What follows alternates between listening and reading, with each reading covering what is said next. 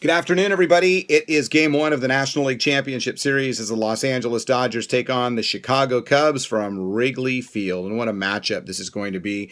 Cubs had their hands full with the San Francisco Giants in their four-game series win, that stirring ninth-inning comeback that propels them into the NLCS for the second straight year. And, of course, the Cubs looking for their first pennant since 1945. The Dodgers, of course, we know the story, us faithful Dodger fans. It has been 28 seasons since they've won a pennant. 28 seasons since they've won a World Series, and they've come excruciatingly close a few times. This is their fourth NLCS since then, and they're hoping to cash in.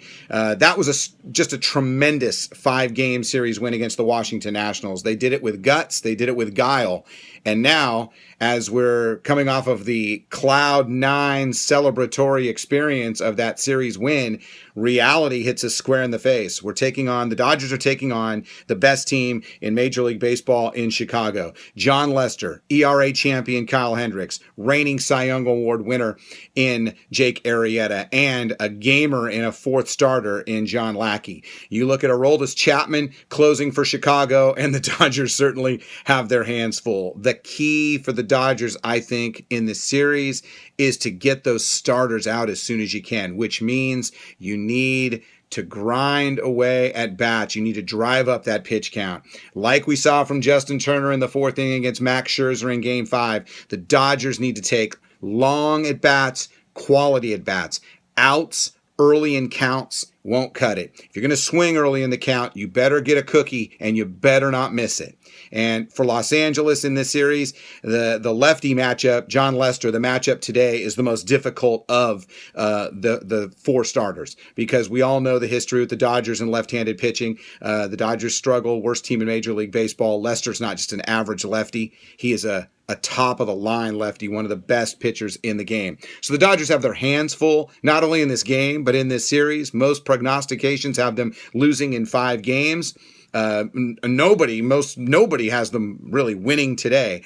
But the fact is this team is grinded and they've battled. And I think keys, of course, the Dodgers need to hit with runners in scoring position. The first 4 games of the series, they had 4 total hits against the Nationals. They then had 3 in Game 5, and that proved to be really what won the game for them, aside from that tremendous work out of the bullpen by Kenley Jansen and by Clayton Kershaw.